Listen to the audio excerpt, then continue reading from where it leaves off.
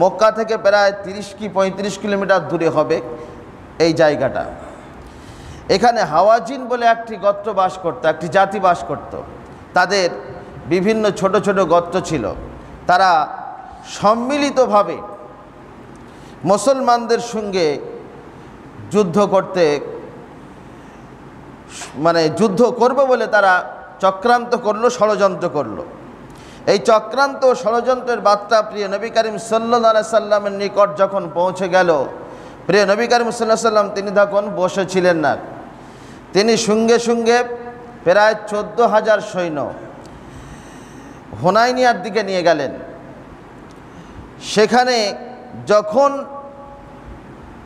মুসলিম সেনাবাহিনী পৌঁছে গেল, এরা ভেবেছিল আমরা সংখ্যায় অনেক, প্রায় 14,000, আর তারা খুব জোর হয়তো 4,000 কি 5,000 হবে।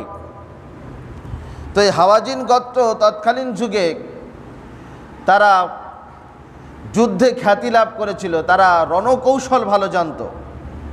তাদের একটা আরবের বুকে খ্যাতি ছিল যে তারা ভালো কৌশল জানে, এবং তাদের ভিতরে অনেক তীরন্দাজ ছিল। এরা বিভিন্ন জায়গায় গোপনে ঘাঁটি গেড়ে মুসলমানদেরকে অ্যাটাক করার জন্য তারা প্রস্তুতি নিল। আর মুসলমানেরা এদিকে মনে মনে বড় উৎফুল্ল, আনন্দিত যে তারা সৈন্য সংখ্যা তাদের কম, আমাদের আজকের সৈন্য সংখ্যা বেশি। কিন্তু আল্লাহ রাব্বুল আলামিন এটা বারবার স্মরণ করিয়েছেন, মুসলমানেরা কখনো সৈন্য দিকে লক্ষ্য করে না। আল্লাহ রাব্বুল আলামিন তাদেরকে সাহায্য করেন। তো তাদের ফলাফল হলো সেই যুদ্ধে প্রথমে তারা জয়লাভ করতে পারেনি, প্রথমে তাদের পিছিয়ে আসতে হয়েছিল। কারণ সেটা আল্লাহ তাআলা বর্ণনা করেছেন। সে কারণটা হলো এই, লাকাদ নাসারাকুমুল্লাহু ফি মাওয়াতিন কাসীরাতিন ওয়া ইয়াওমা হুনাইনিন ইযা আ'জাবাতকুম কাসরাতুকুম ফালাম তুগনি আনকুম শাইআন ওয়া দাকাত আলাইকুমুল আরদু বিমা রাহবাত সুম্মা ওয়াল্লাইতুম মুদবিরিন। লাকাদ নাসারাকুমুল্লাহ, আল্লাহ রাব্বুল আলামিন বলেন, নিশ্চয়ই আল্লাহ রাব্বুল আলামিন তোমাদেরকে অনেক জায়গায় সাহায্য করেছেন। যুদ্ধক্ষেত্রে, অন্যান্য ক্ষেত্রে তোমাদেরকে আল্লাহ রাব্বুল আলামিন সাহায্য করেছেন।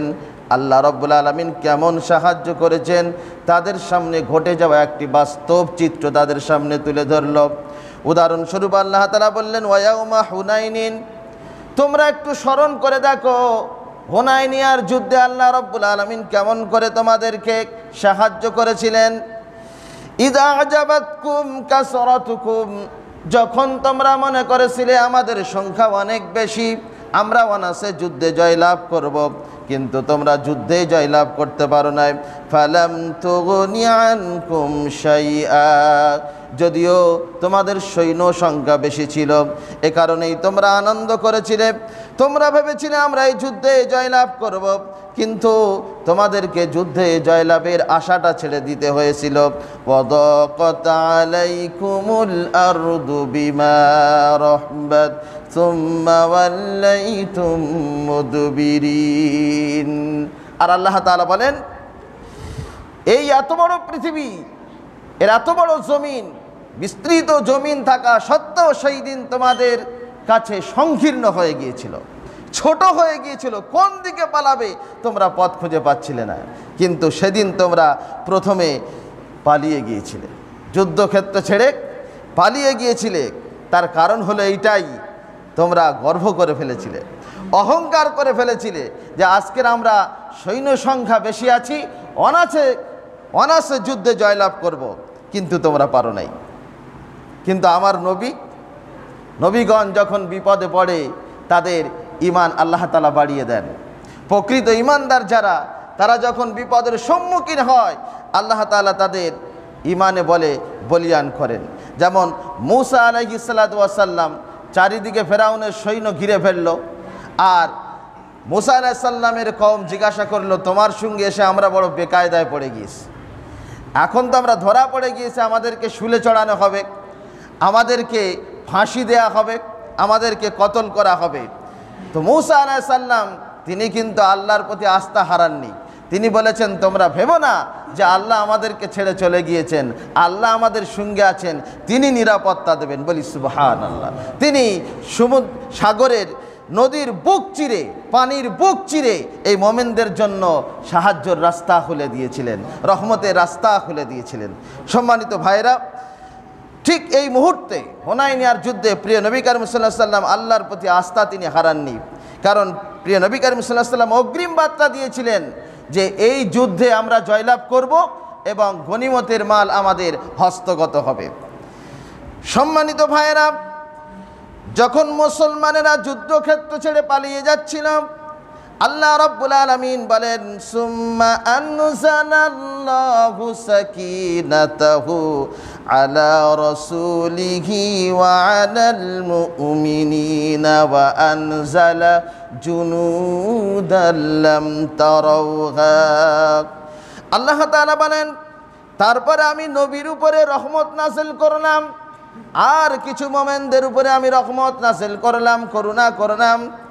আমি আল্লাহ রাব্বুল আলামিন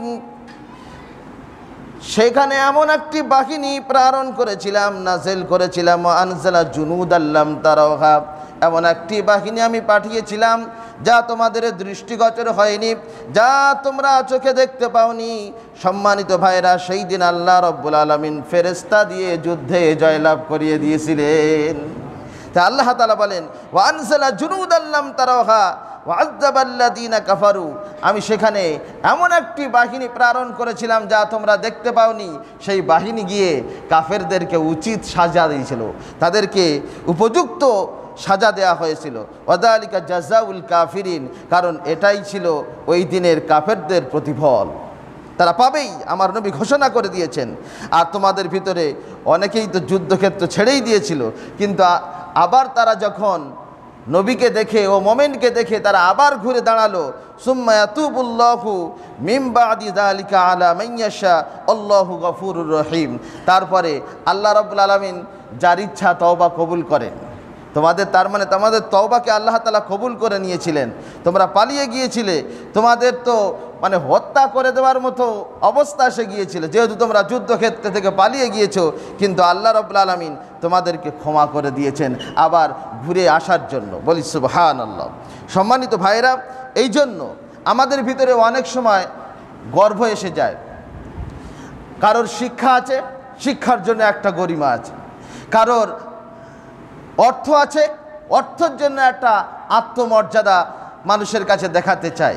এই রকম আমাদের ভিতরে অনেক গর্ব চলে আসে। কেউ অনেক নেকি করেছে, অনেক আমল করেছে, এ কারণে তার ভিতরে একটা গর্ব চলে আসে। কেউ বা মনে করে আমি হকপন্থী, আর সকলে হলো বাতিলপন্থী, বেদাতপন্থী। তো হকপন্থী মনে করে নিজের ভিতরে একটা অহংকার চলে আসে। এই অহংকার কিন্তু হয়তো আমাদের জাহান্নামে নিয়ে যেতে পারে। এই অহংকার থেকে আমাদেরকে সরে আসতে হবে। এই অহংকার দূর করতে গেলে সর্বসময় একটা জিনিস আমাদের পুঁজি তৈরি করতে হবে, একটা জিনিস আমাদের সম্মুখে রাখতে হবে, তার নাম হলো তওবা। তওবা সর্বসময় ইস্তিগফার করতে হবে। আস্তাগফিরুল্লাহাল্লাযী লা ইলাহা ইল্লা হুয়াল হাইয়ুল কাইয়্যুম ওয়া আতুবু ইলাইহি। এই দোয়া যদি কেউ সারাদিনে 100 বার পাঠ করে, প্রিয় নবী করিম সাল্লাল্লাহু আলাইহি ওয়াসাল্লাম বলেছেন, তার আমল নামায় যদি সমুদ্র ফেনা রাশি পরিমাণ গুনাহ থাকে, আল্লাহ তাআলা সমস্ত গুনাহ তার মাফ করে দিয়ে আমল নামার অ্যাকাউন্টকে একেবারে গুনাহ শূন্য করে দেন। বলি সুবহানাল্লাহ। সম্মানিত ভাইরা, এই জন্য আমাদের তওবা সর্বসময় পুঁজি রাখতে হবে, তওবা করতে হবে। কারণ এমন একটি গুনাহ হয়তো আমরা কিয়ামতের মাঠে নিয়ে হাজির হব, যেই গুনার সমতুল্য আমাদের নেকিগুলো হবে না। তাই আল্লাহর কাছে সমস্ত গুনাহ থেকে আমাদেরকে ক্ষমা চাইতে হবে। অন্যত্রে আল্লাহ তাআলা বলেছেন, এগুলো সাহাবীদের ঘটনা, তবুকের ময়দান। এই তবুকের ময়দানে প্রিয় নবী করিম সাল্লাল্লাহু আলাইহি সাল্লাম গিয়েছিলেন বটে, কিন্তু যুদ্ধ হয়নি। যুদ্ধটা ঘটিয়েছিল তৎকালীন জামানার রোম সম্রাট।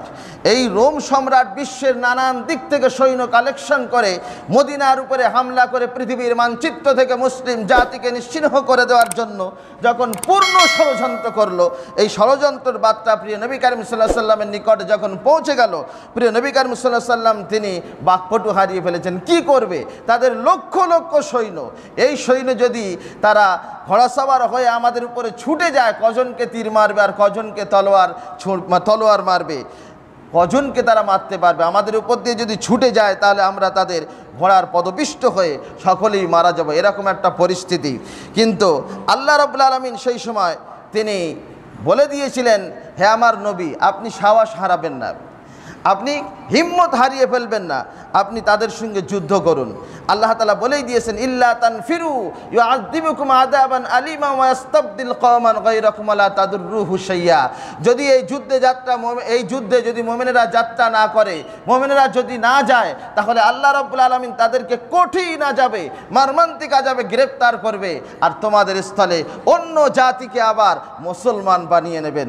এই রকম একটা বক্তব্য আল্লাহ তাআলা যখন দিয়েছিলেন, তখন তো আর মুসলমানদের বসে থাকা যায় না। কিন্তু তারপরেও কিছু মুসলমানেরা সেদিন যায়নি, তারা যেতে অলসতা করেছিল, যদিও তাদের ভিতরে ঈমান ছিল।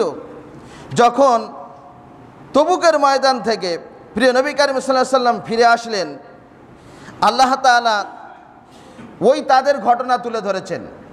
যখন প্রিয় নবী করিম সাল্লাল্লাহু আলাইহি সাল্লাম মদিনা প্রবেশ করবেন, তখন 7 জন সাহাবী, এই 7 জন সাহাবী আবু লুবাবা ও তার সাথী সঙ্গী বলা হয়েছে। আবু লুবাবা ও তার সাথী সঙ্গী তারা দেখলো যে আমরা একটা চরম ভুল করেছি, এই যুদ্ধে আমরা যাইনি, আমাদের একটা মারাত্মক ভুল হয়েছে। এ কারণে তারা মসজিদের খুঁটিতে তারা নিজেরাই নিজেদেরকে বেঁধে তারা দুঃখ প্রকাশ করেছে এবং বলেছে যে যতক্ষণ না প্রিয় নবী করিম সাল্লাল্লাহু আলাইহি সাল্লাম আমাদের বাঁধন খুলে দিচ্ছে, আমরা এই বাঁধন খুলব না, কারণ আমরা অপরাধী। নিজেরাই নিজেদেরকে অপরাধ স্বীকার করে এবং নিজেরাই অপরাধী সাব্যস্ত দিয়ে নিজেরাই নিজেদের দেহগুলোকে বেঁধেছিল। প্রিয় নবী করিম সাল্লাল্লাহু আলাইহি সাল্লাম যখন মদিনায় আসলেন, আসার পর জিজ্ঞাসা করলেন, এরা কারা? প্রিয় নবী করিম সাল্লাল্লাহু আলাইহি সাল্লামকে বলা হলো, এটা হলো আবু লুবাবা ও তার সাথী সঙ্গীরা। এরা এই কারণে তারা নিজেদেরকে বেঁধে রেখেছে, এই যুদ্ধে তারা যায়নি বলে এদের অপরাধ স্বীকার করছে। এরা বলেছে, যদি নবী আমাদেরকে ছেড়ে না দেন, তাহলে তোমরা আমাদের বাঁধন খুলবে না। প্রিয় নবী করিম সাল্লাল্লাহু আলাইহি সাল্লাম বললেন, এ বাঁধন আমি খুলব না, আমার আল্লাহ যতক্ষণ না এ অর্ডার দিচ্ছেন আমি এ বাঁধন খুলব না। এরা নিজেদের অপরাধ স্বীকার করে যেহেতু নিজেরাই নিজেদেরকে বন্দী করেছে, তাহলে এইভাবেই তারা থাকবে। আল্লাহ রাব্বুল আলামিন সেই সময় আয়াত নাযিল করে বললেন, ওয়া আখারুনা আতারাফু বিদুনুবিহিম খালাতু আমালান সালিহান ওয়া আখারা সাইয়্যিআ আসাল্লাহু আন ইয়াতুবা আলাইহিম ইন্নাল্লাহা গফুরুর রহিম। আল্লাহ রাব্বুল আলামিন বলেন, এদের মধ্যে কিছু এমন লোক আছে তারা নিজেদের অপরাধকে স্বীকার করলো, কিন্তু এর পূর্বে তারা ভালো আমল করেছিল, আজকের কিছু মন্দ আমল তার সঙ্গে মিশ্রিত হয়ে গিয়েছে। তারা আল্লাহর কাছে আত্মসমর্পণ করেছে। আসাল্লাহু আন ইয়াতুবা আলাইকুম, আশা রাখা যায় আল্লাহ রাব্বুল আলামিন তাদের তওবাকে কবুল করবেন, কারণ আল্লাহ রাব্বুল আলামিনের যেমন দয়া আছে, তিনি যেমন পরম দয়ালু, তিনি চরম ক্ষমাশীল। বলি সুবহানাল্লাহ। তাদের ক্ষমার ঘোষণা আল্লাহ তাআলা করলেন, কারণ তারা নিজেরাই নিজেদের দোষগুলোকে স্বীকার করেছিল। এটি একটা মুমিনের সিফত। যখনই মুমিন দেখবে যে আমি দোষ করেছি, তা স্বীকার করবে। আর তাইবুন, তার সঙ্গে সঙ্গে সে তওবা করবে, সঙ্গে সঙ্গে ক্ষমা প্রার্থনা করবে। তো কেউ যদি জ্ঞান গর্বের জন্য, অনেকের জ্ঞান আছে, তার সঙ্গে গর্ব আছে, তো ওই জ্ঞান গর্বের জন্য অনেকে আবার ভুল স্বীকার করে না, আমি ভুল ফতোয়া দিইনি, আমার ফতোয়া ঠিক আছে। তো এগুলো আপনারা বিভিন্ন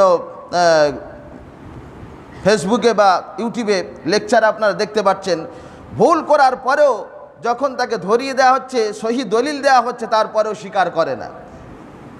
সামান্য জ্ঞান, তাতে আবার গর্ব। এদেরকে আল্লাহ রাব্বুল আলামিন কখনো ক্ষমা করবেন না। তো এদের ভিতরে আরও 3 জন ছিল, তাদের শানেও আয়াত আল্লাহ রাব্বুল আলামিন নাযিল করেছিলেন। যখন তবুকের ময়দান থেকে প্রিয় নবী করিম সাল্লাল্লাহু আলাইহি ওয়াসাল্লাম আসলেন, এদের ভিতরে আরও 3 জন ছিল। মুনাফিকরা তারা তো মিথ্যা অজুহাত দিয়েছিল। কেউ বলেছিল আমার ভীষণ মাথা যন্ত্রণা, এ কারণে যেতে পারিনি। কেউ বলল আমার মাজায় ব্যথা, এ কারণে যেতে পারিনি। কেউ বলল আমার বিবির অসুখ, কেউ বলল আমার মায়ের ভীষণ শরীর খারাপ, এ কারণে তো আমি যেতেই পারিনি। এইভাবে মিথ্যা অজুহাত দিয়ে তারা নিজেদেরকে মাফ করিয়ে নিয়েছিল। কিন্তু আল্লাহ রাব্বুল আলামিন তারপরে বলেই দিয়েছিলেন এগুলো হলো মিথ্যা অজুহাত, হে নবী আপনি জানেন না। কিন্তু ওই যে 3 জন তারা এসেছিল, তারা মিথ্যা অজুহাত দিতেই চায়নি, এ কারণে যে আমরা তো যুদ্ধে যাত্রা করিনি, এটা আমাদের একটা মারাত্মক ভুল হয়েছে। তারপরে আবার মিথ্যা অজুহাত দেবো, এর আরও বড় চরম অপরাধ হবে। এই অপরাধ আমরা করতে পারবো না, আমরা আমাদের অপরাধকে স্বীকার করে নেব।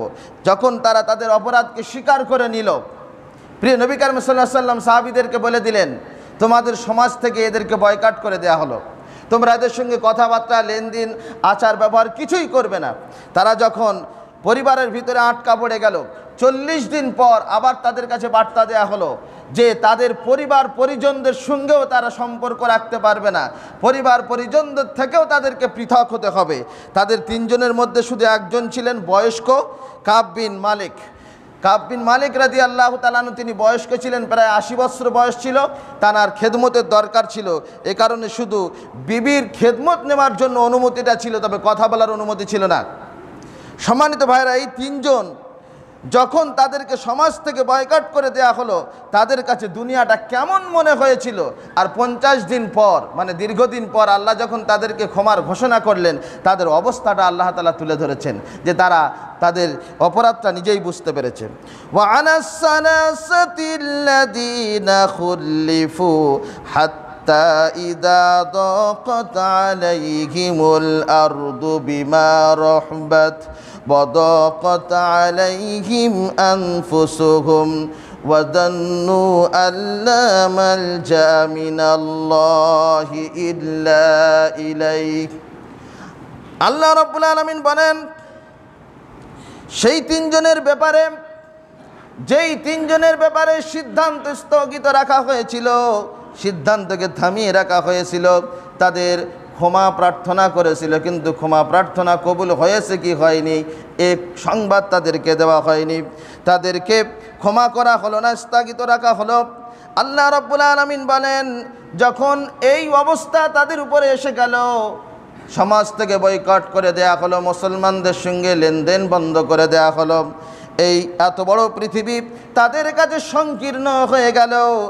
আর তারা নিজেদেরকে অপরাধী বলে মনে করতে থাকলো যে আমাদের মতো অপরাধী মুসলমানদের ভিতরে আর নাই। এইভাবে তারা নিজেদেরকে অপরাধী মনে করতে থাকলো। তারা ভেবেছিল আল্লাহ যেহেতু শাস্তি দিয়েছেন, এর নিরাপত্তা আল্লাহ ছাড়া কেউ দিতে পারবে না। তাই আল্লাহর কাছে তারা সাহায্য চেয়েছিল। আল্লাহই হলো আমাদের ভরসাস্থল। তাই আল্লাহর কাছে যখন তারা ফিরে এলো আল্লাহর নিকটে, ওয়াদান্নু আল্লা মালজা মিনাল্লাহি ইল্লা ইলাইহি সুম্মা তাবা আলাইহিম লিয়াতুবু, আল্লাহ রাব্বুল আলামিন তারপরে তাদের তওবা কবুল করেছেন। এই কবুল করার ঘোষণা আল্লাহ তাআলা করে দিয়েছেন। বলি সুবহানাল্লাহ। ইন্নাল্লাহা হুয়াত তাওয়াবুর রহিম। আল্লাহ রাব্বুল আলামিন যেমন দয়ালু, তেমন তিনি ক্ষমাশীল। সম্মানিত ভাইরা, তাই আমাদের ভিতরে অনেক ভুল হয়, আমাদের ভিতরে অনেক ভুল হয়। তো আমাদের সিফত এমন হবে, সঙ্গে সঙ্গে তা স্বীকার করতে হবে যে আমরা ভুল করেছি। এই ভুল যে স্বীকার করে না, ভুল যে স্বীকার করে না, শয়তান, মানে আমি তাকে শয়তান বলছি না, ভুল যে স্বীকার করে না সে হলো শয়তানের সাঙ্গপাঙ্গ। কারণ শয়তান ভুল করেছিল। আমি প্রথম যখন স্টাডি করেছিলাম তওবার বক্তব্যটা, শয়তানের কথা বলেছিলাম।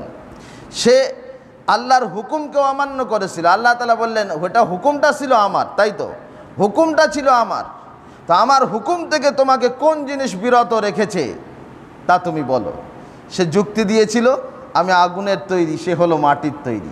এই যে একটা অহংকার, তার কাছে ছিল শিক্ষা, শিক্ষার একটা অহংকার।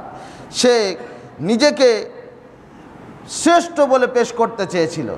আমরা অনেক সময় কি করি, আমি হলাম শ্রেষ্ঠ, যদিও আমি শ্রেষ্ঠ ঠিক আছে, তো আমি হলাম শ্রেষ্ঠ, এই শ্রেষ্ঠর উপরে যদি শ্রেষ্ঠত্ব একটা অহংকার চলে আসে, আল্লাহ রাব্বুল আলামিন আমাদের সঙ্গে শয়তানের তুলনা করেছেন, আমাদের সঙ্গে শয়তানের তুলনা করেছেন। তাই কোনো রকম অহংকার যেন আমাদের ভিতরে না আসে। তো সম্মানিত ভাইয়েরা, এই ঘটনা ছিল বিরাট লম্বা ঘটনা, আপনাদের কম বেশি জানা রয়েছে, তাই আমি শুধু ইঙ্গিত দিয়ে গেলাম। যেখানে আল্লাহ রাব্বুল আলামিন যুদ্ধক্ষেত্রে মোমেনদেরকে সাহায্য করেছেন, যেখানে মোমেনেরা দুর্ভিক্ষয় পড়েছে, আল্লাহ রাব্বুল আলামিন সেখানে একটা রাস্তা বলে দিয়েছেন, তোমাদের দুর্ভিক্ষ থেকে বাঁচার উপায়টা কি। সেই দুর্ভিক্ষ থেকে বাঁচার উপায়টা আল্লাহ রাব্বুল আলামিন বলে দিয়েছেন। বলার পর তারপর বান্দাদের থেকে দুর্ভিক্ষকে মোচন করে দিয়েছেন, তুলে দিয়েছেন। সম্মানিত ভাইয়েরা, আমি শেষে একথাই বলতে চাই, যে আমাদের সামনে রোজার মাস আছে, রমজান মাস আছে। আমরা রমজানের পূর্বে যেন বেশি বেশি ইস্তেগফার পাঠ করে, বেশি বেশি তওবা করে রমজানের ফজিলত ও রহমতগুলি যেন প্রথম থেকে আমরা আল্লাহর কাছ থেকে পাই। আমরা এখন থেকে প্রস্তুতি নেব। এখন যদি আমরা তওবা করি আর আল্লাহকে বলি, আল্লাহ এই যে রহমতের মাস আসছে, রমজান মাস আসছে, তুমি আমাদেরকে ক্ষমা করে দাও আর আমাদেরকে রমজান পর্যন্ত পৌঁছে দাও, আর রমজানের রহমত ও সালামতগুলো যেন আমরা পেতে থাকি, রমজানের নেকিগুলো যেন আমরা পরিপূর্ণভাবে পেতে থাকি, সে তৌফিক তুমি আমাদেরকে দাও। আল্লাহ রাব্বুল আলামিন আমাদের দোয়াকে কবুল করবেন। কারণ রমজানে অনেক ফজিলত, একটা নেকি আল্লাহ রাব্বুল আলামিন একটা নেকি দেবেন না। কেউ যদি একটা নেকি করেন, তো একটা নেকির বদলা আল্লাহ রাব্বুল আলামিন 70 গুণ বাড়িয়ে দেবেন, বর্ধিত করবেন। 2 রাকাত নফল নামাজ, এই নফল নামাজ মানে এটা ব্যক্তিগত নামাজ, এই নফল নামাজটা আল্লাহ রাব্বুল আলামিন ফরজের সমতুল্য করে দেবেন। এটা হয়তো আমাদের মাথায় ঢোকেনি, ফরজের সমতুল্য তার মানে কি? 2 রাকাত ফরজ নামাজ, এই 2 রাকাত ফরজ নামাজের সমান আপনার আমার যত নফল নামাজ আছে 2 রাকাত ফরজ নামাজের সমান হবে না। কথা বুঝতে পেরেছেন? আপনার আমার যত নফল মানে নামাজ আছে, সমস্ত নফল নামাজগুলি যদি একত্রিত করে 2 রাকাত ফরজের সমতুল্য করতে চাই, হবে না। এটি হলো হাদিস।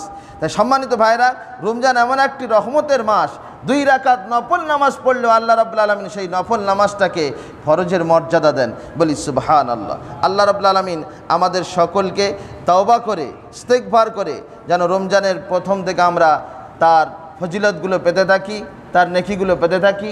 আল্লাহ রাব্বুল আলামিন সেরকম প্রস্তুতি নেওয়ার তৌফিক আমাদের দান করুক। আমিন। ওয়া আখিরু দাওয়ানা আলহামদুলিল্লাহি রাব্বিল আলামিন।